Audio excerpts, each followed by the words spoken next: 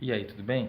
Nesse vídeo nós vamos falar um pouquinho como a sociedade ela tem desenvolvido aí as suas relações de trabalho, tá? Vou começar falando aí sobre as sociedades tribais, tá? E usando aí como exemplo os índios e outras populações da África que são aí que durante muito tempo passaram por preconceitos, então para a gente entender alguns argumentos preconceituosos como que eles são sem fundamentos. Então vamos lá. As sociedades tribais, né, elas se diferenciam uma das outras em vários aspectos, né? Mas a gente pode dizer que em termos gerais, que elas não são estruturadas em atividades que nossa sociedade denomina trabalho, tá? Nelas, todas as pessoas fazem de tudo, né? A organização dessas atividades elas podem ser caracterizadas pela divisão de tarefas entre sexo masculino e feminino, né? E por idade. Tá? Você tem que levar em consideração que essas sociedades tribais elas têm um contato diferenciado com a natureza, elas enxergam a natureza de uma forma diferente, tá, da que nós vimos. Tá? O mundo civilizado muitas vezes se referia a essas sociedades como povos preguiçosos, ou então que seus equipamentos são rudimentares e não têm o mesmo efeito que os nossos equipamentos têm, mas na verdade são preconceitos, tá? Um sociólogo estadunidense, o Marshall Salins, em 1930, ele é de 1930, ele chama essa sociedade de sociedades da abundância. Ele fala que o primeiro ponto que nós temos que lembrar é que essas pessoas elas viviam em vastos espaços, né? Com matas, com peixe em abundância, com frutas em abundância. Então a maneira que eles vão enxergar o trabalho é diferente da nossa maneira. Tá? E estudando essas tribos, né, esses povos, a gente pega outro dado bem interessante deles. Tá? Os Yanomamis da Amazônia, por exemplo, eles dedicam um pouco mais de 3 horas diárias de trabalho.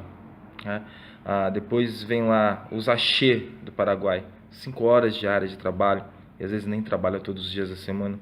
Os Kung no deserto do Kalahari, no sul da África, em média 4 horas por dia. Tá? Então, ou seja, o tempo que eles dão para o trabalho também é diferente do nosso. Então, em relação às sociedades tribais, 2 tópicos precisam ser levantados, até são levantados pelo Pierre Classes, um francês. Ele vai falar assim que o excedente, tá? Essa procura do excedente, essa procura de ter e ter e ter, é do homem branco, entendeu? Eles não tinham, a primeira coisa que a gente tem que guardar é isso, eles não tinham essa necessidade de estocar que nós temos. Então por isso que eles não têm essa necessidade de trabalhar tanto como nós temos. Eles não têm a necessidade de acumular, eles não são acumuladores como nós somos. Tá? E outra coisa são sociedades integradas ao meio ambiente, eles respeitam o meio ambiente faz parte da cultura deles. Tá? Eles se sentem parte do meio ambiente e não têm a visão que o homem ocidental tem do meio ambiente, eles não veem o meio ambiente como simples exploração, lugar para explorar, lugar para me tirar meu alimento. O meio ambiente faz parte, é integrado à vida deles, eles fazem parte do meio ambiente. Então não adianta a gente querer que eles enxerguem o trabalho da maneira que nós enxergamos o trabalho. E que bom que se a gente enxergasse o trabalho também um pouco da maneira que eles enxergam, né? Talvez a vida do homem branco do ocidente seria muito diferente da forma que é hoje. Então se os índios tinham, né, as sociedades tribais têm aí essa forma de pensar sobre o trabalho, o mundo antigo europeu também tinha uma forma diferente de pensar o trabalho. A palavra trabalho mesmo, ela vem do instrumento de tortura, que era o tripalium, porque quem trabalhava na Grécia Antiga, na Roma Antiga, eram os escravos. Tá? O grego mesmo, ele não via no trabalho algo honroso, algo digno, porque o cidadão grego ateniense mesmo, ele não trabalhava, ele tinha escravos que trabalhavam no lugar dele. Tá? Analisando a forma aí que os antigos davam para o trabalho, né, como eles enxergavam o trabalho, a filósofa Hannah Arendt, alemã, que viveu de 1906 a 1975, ela vai olhar para o passado e vai determinar que haviam 3 formas de pensar no trabalho. O trabalho como labor, que é aquele que é o que é tirado da terra, que é do sustento mais básico do ser humano. A palavra trabalho, trabalho mesmo, que seria daquilo que é produzido, que o ser humano consegue produzir, seria o trabalho do artesão. E por fim a ação, e era essa que o grego e o romano vão querer desempenhar, que seria a vida pública, a política. Tá? Então olha só como é que era a relação de trabalho para os povos antigos. E aí, como se a gente estivesse numa linha do tempo, nós chegamos na Idade Média, no feudalismo. Tá? O feudalismo ele se dá a partir do fim, né, do Império Romano, né, culturas germânicas se misturam ali no Império Romano, e aí vai ter uma nova sociedade baseada numa divisão que igreja e nobres ficam no topo e quem trabalha são os servos, né? Quem vai sustentar toda a estrutura social com o trabalho vai ser os servos. Além deles trabalharem para o sustento deles, eles ainda sustentam os nobres, sustentam o clero. É eles que vão cultivar as terras cedidas, é eles que vão cuidar das construções, eles vão pagar tipos de impostos, de obrigações que chamavam corveias. Para o senhor eles vão devolver a tala, ainda vai ter lá as banalidades, entendeu? Quem vai então ser a base da estrutura econômica ali do período feudal vai ser o servo. Nessa sociedade feudal, então, a base da pirâmide social são os servos. Eles não são escravos como no mundo antigo, eles têm uma liberdade ali limitada, mas tem um pouco de liberdade. Só que quem vai trabalhar de fato são eles, né? Cabe ao clero falar com Deus, orar, e cabe aos nobres proteger, né? E isso tem até uma explicação bem plausível, né? Se os plebeus também pudessem orar, né? Se os servos pudessem orar, para que ia servir a igreja, né? E se eles aprendessem a se proteger, eles poderiam se rebelar. Então por isso que o trabalho da proteção ficava nas mãos dos nobres. Era uma forma não tanto de proteger os servos, mas mais de controlá-los e manter a estrutura social da forma que era. Então, nas cidades medievais, a produção artesanal ela tinha uma organização rígida, baseada nas corporações de ofício. No topo da escala dessas corporações encontrava-se o mestre, que controlava o trabalho de todos e era encarregado de pagar os direitos ao rei, ao senhor feudal, e de fazer respeitar todos os compromissos com a corporação, tá?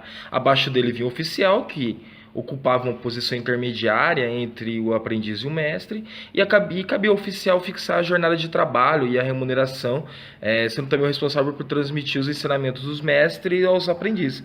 O aprendiz, por sua vez, ficava na base dessa hierarquia, tá? Devia ter 12, 15 anos, era subordinado a um só mestre e seu tempo de aprendizado era predeterminado, bem como seus deveres, as sanções que ele estava sujeito, tá? Conforme o estatuto que cada corporação tinha. Essa estrutura de trabalho aí que nós vimos nas corporações de ofício, elas demoraram para ser encerradas, tá? Só que aí surgem novos modelos econômicos, o mercantilismo, o capitalismo, tá? E aí esse artesão, esse pequeno produtor, ele vai trabalhar muitas vezes na casa dele, com os equipamentos dele, com a matéria-prima dele, tá? Pouco a pouco essa situação ela vai ser transformada e aí ele vai ser forçado a trabalhar, tá?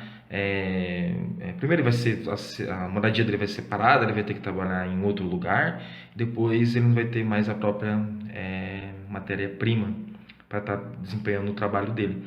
Aí os burgueses, os comerciantes que vão surgindo, que são os donos da grana, os donos do dinheiro, né?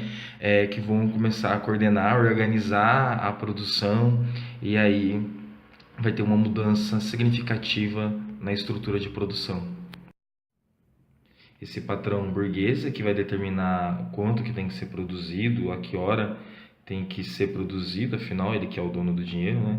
E essa transformação ela vai se dar por meio de dois processos, né, de organização do trabalho, o de cooperação simples e depois o de cooperação avançada, ou o que nós chamamos de manufatura, tá? Cooperação simples ela vai manter a hierarquia da produção artesanal, tá? Mestre e aprendiz, tá? O artesão ele vai desenvolver todo o processo produtivo no modo lá do acabamento, tá? Esse artesão ele vai estar a serviço de quem ele colocava à disposição a matéria-prima e alguns instrumentos de trabalho, tá? No processo de cooperação avançada, o trabalhador continuava a ser artesão, mas não participava de todo o processo de produção, tá? Vai ser a consolidação do trabalho coletivo, ou seja, o artesão deixa de ter conhecimento da totalidade do processo produtivo, tá? E cada trabalhador só vai participar de uma parte da produção. Para participar dessas atividades, o trabalhador passa a receber um salário, tá? E desse modo o trabalhador transforma em produto. Esse processo demorou em torno de 200 anos, tá? E só ressaltando o que eu falei há pouco, o trabalhador então ele vai passar a vender o tempo dele, né? Ele vai passar a ser uma mercadoria, né? Lá na frente o Marx vai chamar esse processo aí que o trabalhador ele deixa de ter o controle sobre o seu trabalho, sem saber o que ele está fazendo, já que ele não participa de todos os pontos da produção. O Marx vai chamar isso de alienação, que vai ser um termo que é muito utilizado em sociologia, em filosofia e em história. E aí nós vamos ver que o trabalho, que lá no começo, quando eu falei, era visto como algo para escravos, né? Vai passar por uma transformação ideológica total. A igreja vai começar a falar que o trabalho faz bem, o governo vai começar a penalizar quem não trabalha, o patrão, né, os industriários, eles vão transformar uma nova dinâmica do trabalho, diferente da sociedade tribal que trabalhava 4, 3 horas por dia. Agora o cara vai trabalhar, chega a trabalhar até 14 horas por dia, na Rússia, por exemplo, entendeu? As escolas vão começar a colocar disciplina e ensinar como que o trabalho é algo que muda, que melhora a sociedade, ou seja, nós vamos até uma transformação aí na definição do trabalho. O trabalho que lá no passado era para escravos, que era uma tortura, hoje vai se transformar como coisa de honra, como sinônimo de futuro, sinônimo de avanço, tá? Então a gente vê aí como que os conceitos eles mudam com o tempo, por isso que a gente não pode ter uma ideia, achar que aquela ideia está certa, que aquela ideia para sempre vai ser daquela forma, porque até a tortura muda no tempo, a forma que as pessoas veem as torturas.